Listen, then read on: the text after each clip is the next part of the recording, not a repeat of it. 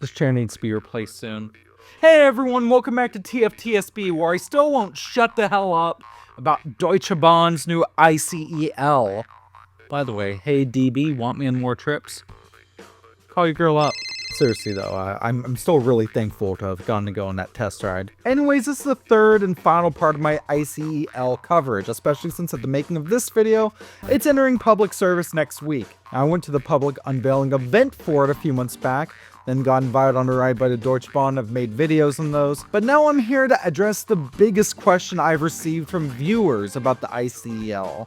It's just so different from all of Deutsche Bahn's other ICE trains. So should it even have the moniker? And that got me thinking, on a marketing and aesthetic level, and I say as someone who used to work in marketing, I would call it ICE enough, but beyond that, due to its lower top speeds and Talgo designs, yeah, all the other ICEs are done by Siemens, maybe it does deserve a different classification. And if that's the case, where do Germany's slower but still premium, but less so than 10 years ago, regular IC trains fall? If these are all just letters and names and spouting off, we'll get into that. The more I think about it, the more I think we maybe need to reconfigure how we label and even brand trains across all DB operated categories in Germany. And this all hinges, I think, on the reintroduction of a recently phased out train designation, the Interregio. Wow! But first, do you want a really cool backpack that will keep your stuff dry in all sorts of weather and it's just really stylish and cool to bring around? Check out the Waterfly backpack here. I really like it, and I'm really happy that they sent me one to plug for y'all. Yeah, love this backpack. Really stylish, really compact, like it zips up. I love that so much. You can get one for yourself using the link in the description below. And if you're just seeing this bit right here chopped out as a short, don't worry. There's a video about Interregio trains in here as well.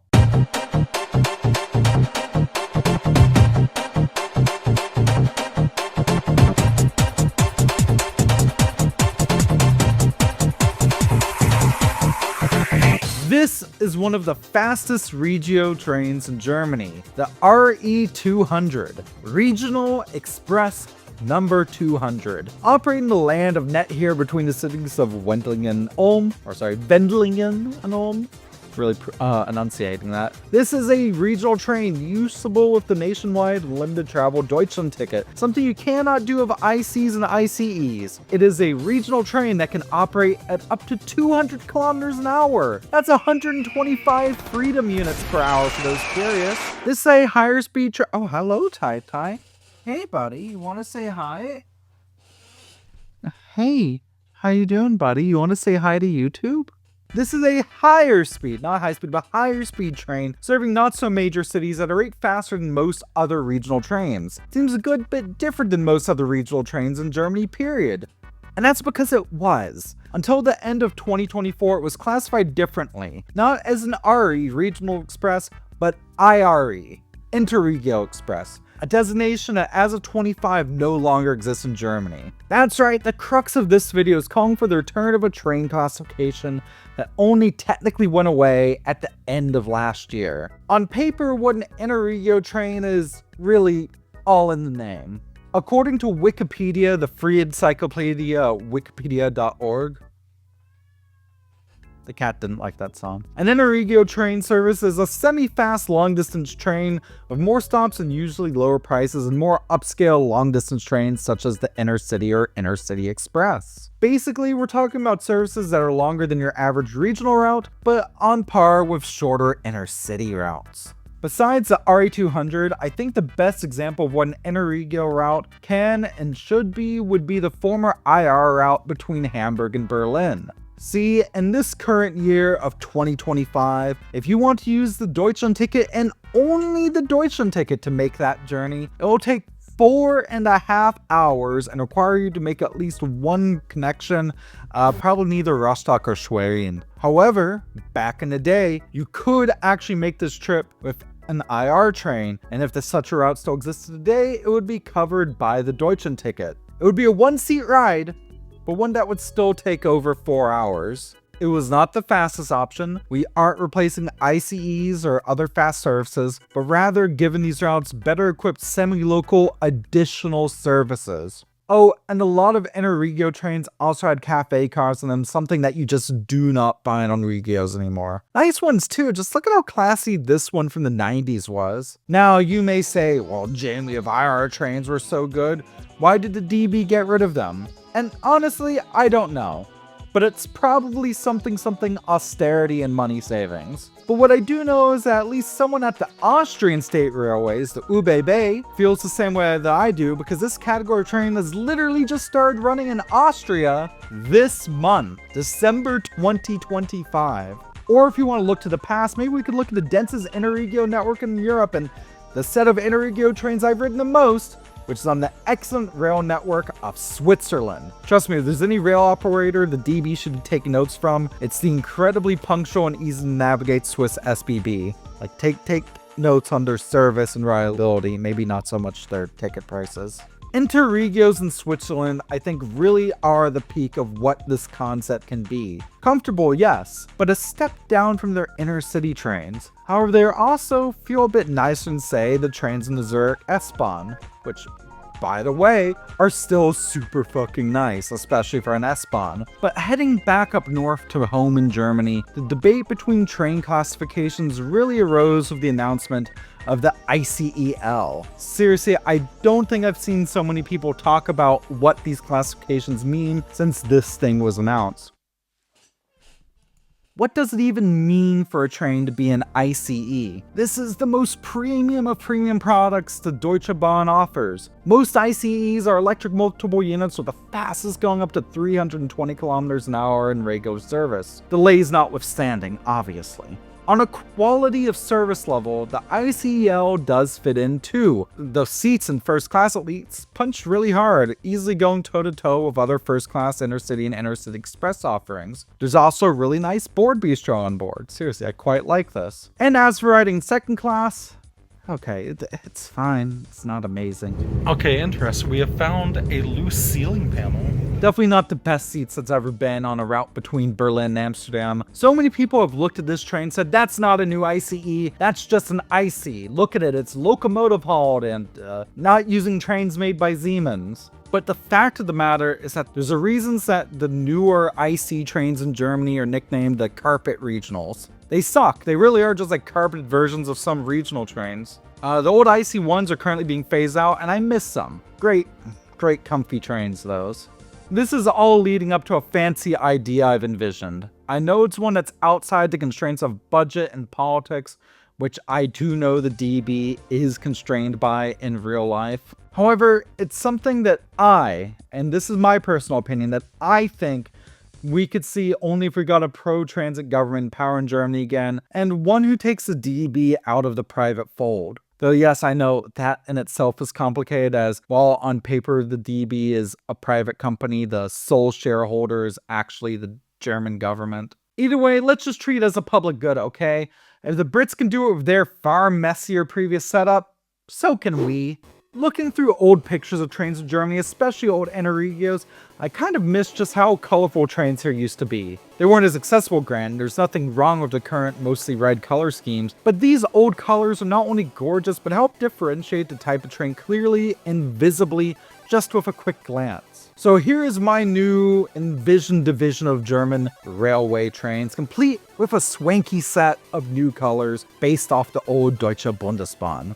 Except, the first of these divisions has minimal changes all around. This, of course, is the fastest and most premium of services, the ICE, the Intercity Express. And don't worry, aesthetically speaking, I'm not touching the pure white with a stripe of red color scheme. It's cool, it's iconic, let's keep that the same. For this, there will be some roll-up of different routes here. See, along with normal ICEs, Germany also has some services called ICE Sprinters, which only call it the minimum number of stops to truly get you from, say, Frankfurt to Cologne. It's meant to go as fast as possible, because quite frankly, isn't that what you want from a high-speed train? Congratulations, that's the baseline now for the ICE brand. ICEs need to be focused on routes where they can at least partially go a minimum of 250 kilometers an hour. I know that disqualifies the ICEL, which goes only up to 230 kilometers an hour. To grant you, that wasn't even the ICE, it was the ECX or whatever. And this will lead to many current ICE routes which stand low speed lines predominantly to be demoted to standard inner cities. Or, in my heart of heart, just encourage the DB to have more track upgrades made for trains to go faster, but politics. Though that said, there's nothing wrong with a lot of those routes being demoted, and they can and will thrive in the standard inner city category. The new ICs use better stock and need to have a cafe on board, and the ICEL fits that perfectly. If the ICs will be darting between Hamburg and Berlin or Frankfurt and Cologne, the new IC can take you from, Bremerhaven to, Koblenz. I really hope they bring that Bremerhaven route, by the way. The Bremerhaven-Koblenz IC route was a victim of the 2024 timetable change, and now there are no intercity routes out of Bremerhaven. That makes me a little sad. To show that the ICs are still premium, but a bit slower and less expensive than normal ICEs, I propose inverting their color scheme to DB red with a white stripe on it. Basically, here's the Danish version of the ICEL. Now here's a white stripe. Now here's where I think things get really interesting. Back in the original color schemes, Interregios were blue, and the reintroduction of the Interregios on a service level will be twofold. First off, these new blue routes will be the place where high-speed regional trains go. It made sense originally for the RE200, for instance, to be an IR and not a normal regional train. It runs a good bit of its route in high-speed trackage, but still uses regional-esque rolling stock, and this could also work on, say, the RE1 out of Munich. However, I think some shorter IC routes could also become IRs. I bring up the old Berlin-Hamburg route again. Yeah, you can take the Interregio train between them using a Deutschland ticket, and it will be a one-seat ride. Hell, there'll even be a small cafe on board, because why shouldn't there? Just prepare for this to be an over 4-hour-long one-seat ride. Compare that to the ICE, which again only takes under an hour and a half. This would also enable some more local destinations to get direct access to major cities. I am also proposing some small changes to regional trains. First off, for most major tendered route, I say we pull the Great British Railways card, and as those contracts with external operators expire, pull them back into the public operational fold. As with these changes, we are assuming that the DB itself would be back into the full public fold. Regional trains back in the day were all just designated with an R, though I could understand why it was split. R, God, it sounds like pirate, R trains, used to be in this nice mint green, with the only level below that being some S-Bahn services that didn't use multiple units, and semi-regional services called City Bonds, which had this nice orange color schemes. I love those colors, and I think we should keep them both. However, I also think we should keep the names RE and RE, Regional Express and Regio Bahn, but just apply those colors retrospectively to those trains. As for service patterns and how they operate, no, yeah, that can stay the same. I don't see any reason to change something like, say, the RE5 to Cuxhaven from Hamburg. They run regional routes that maybe the Americans would even call some of them commuter routes, with the faster skip-stop version of these routes being RE, and routes that make all local stops or that serve smaller, often single-track communities, such as the RB33 between Buxtehude and Bremerhaven, getting the RB label. That makes perfect sense to me. I like that. I'm not going to touch it. All that really changes here is the color and bringing some private contracts back into the public fold. My final level train classification changes. I know some people are going to think this is ridiculous, and I know it's kind of silly. It changes nothing operationally, but hey, let's talk colors, as I want to change the colors across the country to standardize all S-Bahn trains aesthetically. On the whole, I dig how we do S-Bahns here. It's kind of been a channel name. It's the Tales from the S-Bahn. They're rad. S-Bahns have local trips that in some cities verge on high-capacity metros in the urban core, often with dedicated infrastructure. That said, Berlin has the coolest looking S-Bahn trains in the country. I'm so sorry, Hamburg, but I love that color scheme. Since S-Bahns are overwhelmingly operated by the DB themselves, let's apply that yellow and red color scheme nationwide. This is just purely opinion. Sorry Munich, I know you like your fancy blue trains, but I think this reorganization would make the network easier to navigate and understand, not only for tourists visiting Germany for the first time, but also just for D ticket holders who are just wanting to streamline their ability to show up at a station and go. It's all about streamlining and also maintaining brand identity. I think it's just kind of nice in that marketing sense. Also, pretty colors. Pretty colors are a big plus for me. All the colors of the rainbow. Yeah, I made the trains gay. Anyways, let's get on to this video's viewer question, which I guess is less of a proper question, just an interesting comment from my friend Jack on my recent Montreal video that I did with my dad. Out of water. I wish things good for operations like platform screen doors and full-width cabs for drivers weren't so bad for foaming. It seems to happen so often that good operations are in direct conflict with good foamability. I know, God, watching that video on the Montreal REM, you can really tell I'm struggling to get some train shots at times. Yeah, I agree. Look, I love taking pictures and videos of trains. Trust me, far before I was a YouTuber, I was taking pictures and videos of neat trains, all the way back to being a kid and my dad letting me hold the VHS camcorder.